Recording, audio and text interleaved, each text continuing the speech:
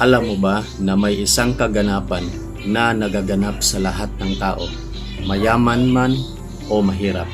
According to Ecclesiastes chapter 2 verse number 14, the wise man's eyes are in his head, but the fool walketh in darkness. And I myself perceived also that one event happeneth to them all. Makikita natin dito na may isang kaganapan na nagaganap sa lahat ng tao, mahirap man o mayaman. May mga bagay na naganap lamang, yung kaganapan ay nangyari lang o naganap lamang sa mga mayaman, katulad ng pagpunta sa iba't ibang lugar o ibang bansa, kumakain ng mga masasarap na pagkain, may mga magandang okasyon, may mga kaganapan na nangyari o nagaganap sa buhay ng mayaman na never nangyari sa buhay ng mahihirap.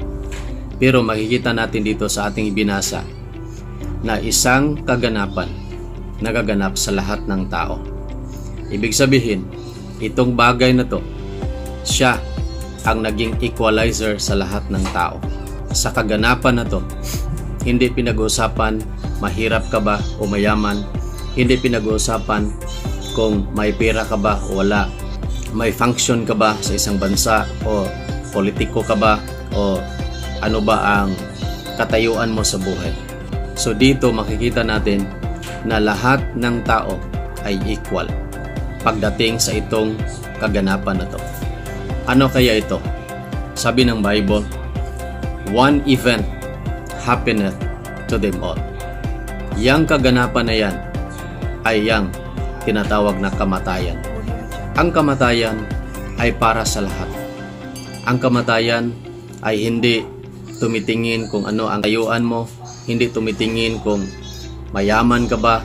Ibig sabihin na pagsasabihin natin na mayaman, ang kamatayan ay takot sa iyo. No? Ang kamatayan ay walang pinapaboran. Death is no respecter of persons. Kahit gaano ka kayaman, kahit gaano karami sa ang pera mo, kahit gaano ka kagaling, or kahit gaano ka kahirap sa mundong ibabaw, ang kamatayan ay great equalizer. Lahat tayo dito sa mundo are equal when it comes to death. Siguro pag ang mayaman ay mamamatay, napakagara yung kaniyang burial. Nakita natin na yung burial ng isang rich person ay talagang maraming mga nagdala sa kanya doon sa kanyang libingan. Magagandang mga sasakyan.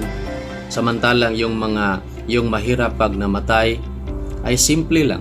Naglalakad lang yung mga tao papuntang sementeryo. Pero makikita natin silang dalawa, pareha sila namatay.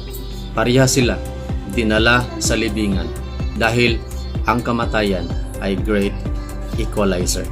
Anong ibig sabihin nito? Ano ba ang lesson na makikita natin na tayo habang may buhay o habang buhay pa tayo dito sa mundong ibabaw? Ano ang dapat nating gawin?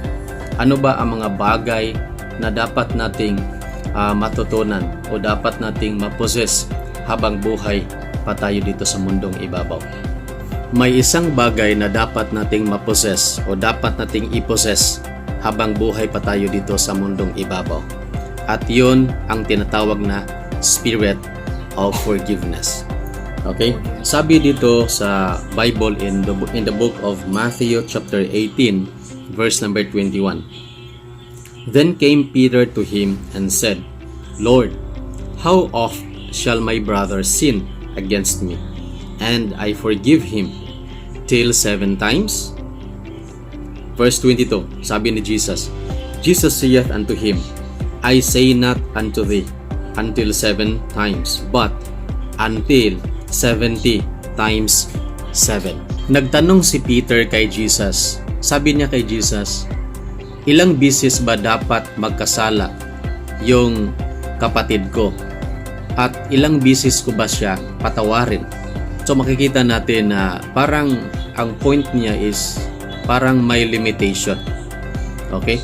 Pero ano ang sagot ni Jesus Christ? Sabi niya, not until 7 times, but until 70 times 7. Now, bakit ang sabi ni Jesus 70 times 7? Kasi sa isang araw, imposible po na yung isang tao magkasala sa iyo 70 times in one day. Sabi pa ni Jesus, 70 times 7. Ano ibig sabihin yan? 70. That is the boundary. That is the limitation. Yung sineset ng Panginoon. Yung sabi niya dito, times 7. Yung 7, it talks about 1 week. Ibig sabihin po, there are 7 days in 1 week. Okay? So every day, lahat ng tao ay nagkakasala. Okay? Lahat ng tao nagkasala. But never po yan mangyayari na yung isang tao nagkasala siya sa isang araw 70 times. Kung makakommit man siya ng pagkakasala sa isang araw, 70 times mo siya patawarin.